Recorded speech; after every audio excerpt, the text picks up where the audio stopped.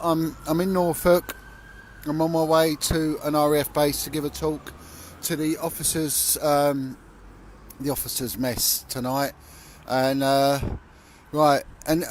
message here really regarding the recent events involving Mr. Tommy Robinson. His real name's Stephen. But anyway, I've never really I know that there's been calls for me to link him with Tommy. I do my own thing. I'm not part of a group. I don't get associated with politics. I'm not into the alt-right and left-wing agendas.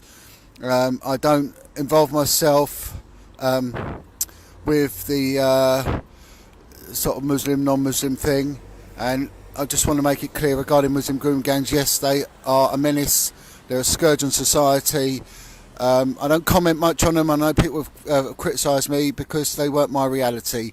I dealt with stuff in London and they weren't a reality in London. And a lot of child abuse goes in within the home. Although they're there, grooming is grooming.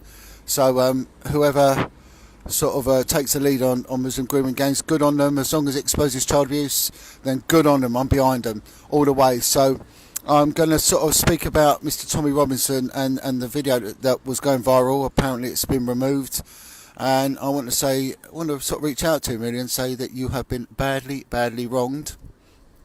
The video shows him interviewing his daughter. You can hear her in the background. She is giving what we used to call a free-flowing narrative. There is no indication of any coaching, leading. His questioning was of a very open question stance, which is good and really on the whole cannot be criticised too much by a court. And he has got a first account, a recorded first account. He has done the right things, and I'm qualified to speak in this manner because I dealt with it for many years, and I used to teach child abuse investigations and interviewing. And not only on a local level, but national and also an international level. I've also taught police forces from various parts of the Commonwealth and the world. So the kid discloses a sexual assault on a child, which is an arrestable offence, and it could be borderline serious arrestable offence. From what we can deduce from this, there were 3 men in a children's paddling area, and Tommy has got this first account. Stephen, whatever he calls himself, has got his first account. It seems very open and honest, non-leading, and a free-flowing narrative, like I say. He has gone and accosted this guy, and he is detained under the any person powers of Section 24 of the Police and Criminal Evidence Act. He has done the right and just thing. In the melee of it all, this bloke, the paedophile, has got a bit of a spanking. Hey ho, these things happen.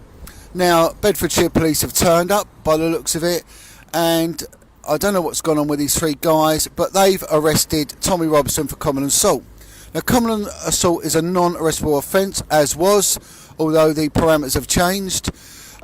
He could have been easily summoned.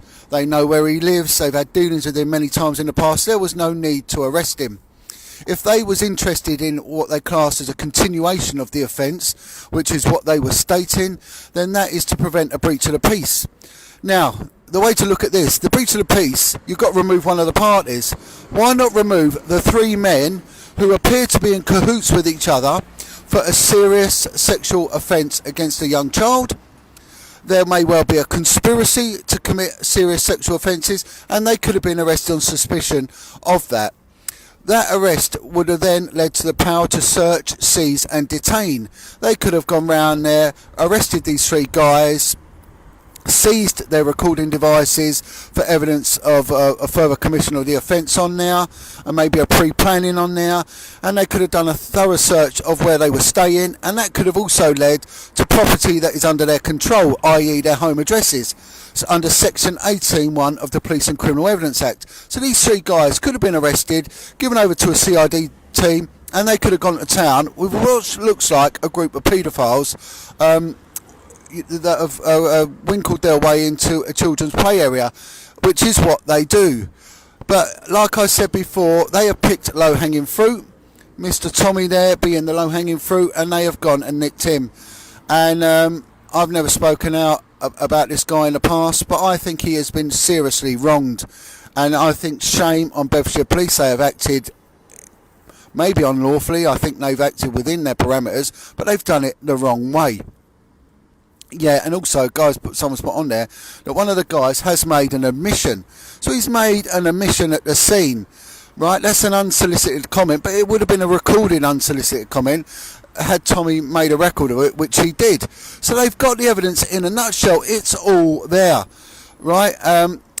I'm going to pen a letter to the Policing and Crime Minister for Bedfordshire, expressing my concerns over this, and I suggest other people do likewise, because this is an outrage. And the reason that this has invoked me to come forward and speak out, because this is indicative of the gravity and the weight they put onto child abuse claims. They absolutely don't give a toss, and they'd rather go and glory hunt by turning around and saying that they've got a trophy because one of the officers has nicked Tommy Robinson, and that's what it appears to me. There was no need whatsoever to have arrested him. If he's assaulted a guy, then he's a grown man, you know, and he'll have to deal with that.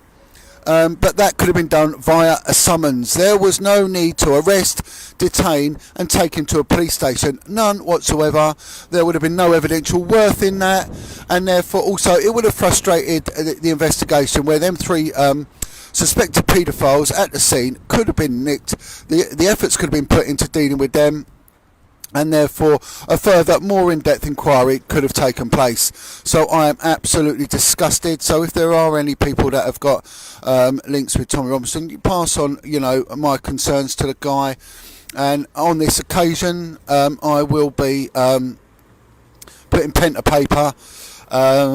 And if there's other people that wish to do so, please do so, because, you know, this is wrong. This needs to go to the Policing Ombudsman, which is the Police and Crime Ministers, so they can adjudicate this properly. Okay, so that is my bit on it. I'm off now to give a speech to the RAF officers at a location here I'm out in the east of England, and it's been non-stop for me at the moment. I'm giving a talk with Michael Tarrager tonight, and we're giving our views on it. I've been with James English over the last day or so, and hopefully there's going to be a lot more work coming out. So please pass this on, let it go to the right places, and I've given my professional opinion and my expertise on this matter, for which I think I'm qualified to do so. All right. Oh, my cousin Adam Nashi, he's watching. All right, Adam, big shout to you. Hopefully I'll meet up with you soon, Adam, my friend. All right. Anyway, God bless all, and please pass this on to the right people.